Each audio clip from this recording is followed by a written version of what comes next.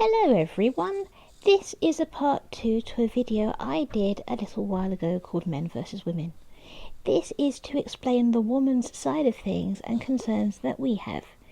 This is not to say that we don't all have our problems.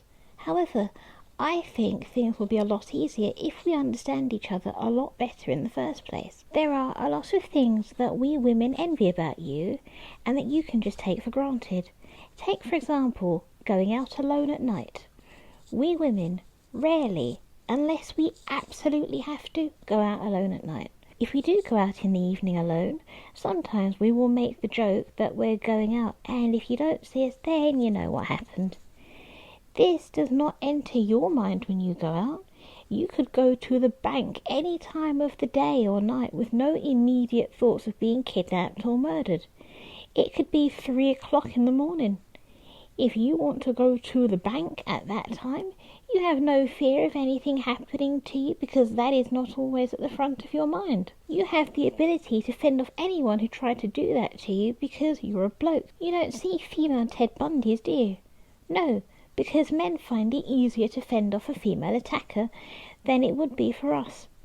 This is why we women either go out in the day and try to avoid the dark, or we go in groups, or we ask you to come with us if we need help. There is another thing that scares us, which is having people, especially at night, walk behind us.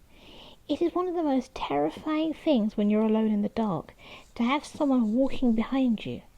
I find that because of my eyesight, I'm also scared in the day, but especially at night, it is very hard to have someone, especially if it sounds like a man's footsteps, walking behind me. This poor man is probably just on his way home, but if I'm walking and it's even slightly dark, I'm immediately wondering if he wants to kidnap me. So I just let him walk in front. Then, if there was a problem with him walking in front, then we know the answer.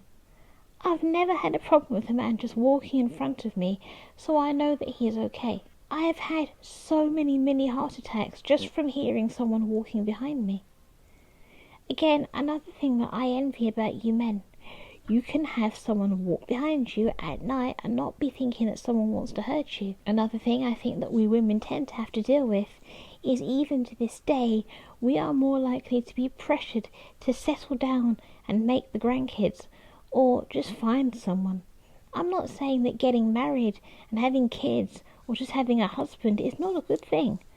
I like the idea of that, but there are some women who are happy to be completely single and by themselves, and yet are still being asked by their family when the grandkids are coming, when it's quite obvious that they're single.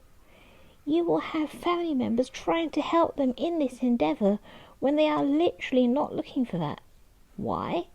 What is wrong with a woman being happy and single? What if she wants to be single? What if she wants to be married but not have children? Not everyone wants to be in a situation where they have to look after someone else's needs.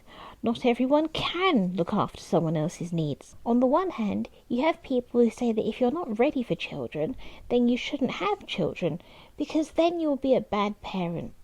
But on the other hand, when people do that and they actually decide to go through with it that way, you have people saying, when are they going to settle down? But if they were to settle down way too soon, it's back to the "why have kids when you're not ready for them" speech. And I don't think that is fair. Men can be single their whole lives and no one is going to question them. They might get a few questions from their mum, but that's it. Even so, if he still puts his foot down and he still wants to remain single and just be a Casanova, no one is going to say anything. However, if they do decide to say anything, he's a man, and boys will be boys, apparently. Also, that is something that really annoys me. That saying. There is never a feminine version of boys will be boys. And it seems to imply that boys and men can do anything, even if it's impolite, and that's just male behaviour. But there's never been a girls can behave any way they like. While I'm not 100% with the whole feminist movement, I can see that basically they're trying to say that if a man can behave like it, so can they. To talk about one male thing that I came across a little while ago, I remember seeing a feminist. They were complaining that men take up too much space when they sit down. There was even a woman in Russia, I think, who went bleaching them for sitting too wide. To the people that keep saying this, men must spread out in order to keep the human race alive. Yes, it's uncomfortable if we have to sit next to them, but we have the ability to make ourselves smaller and still be comfortable without damaging ourselves. A man does not have this ability, so next time that you want to complain about this, think about how you got here. What did it mean for you to get here? The journey that you took right from the very beginning, and think that if your dad had not been able to be comfortable and sit in a comfortable position, you might not be here. You can normally tell if someone's being extremely over the top, but most of the time these women have been complaining when men are just sitting normally for them. Imagine if we had to sit like that, or if we had to adjust to make sure that we could feed our children in the future. Yes, it would be considered very annoying to the people who don't have to feed babies in the future. But if it is necessary to the feeding of the human race to keep us going, then we would have to do it. Luckily, we do not need to be walking around with puffed out chests every day of our lives just to make sure that we can breastfeed in the future. I think we need to have a little bit more consideration for those who must sit slightly wider than us. I doubt it's always comfortable for them, so I think we need to try and be understanding.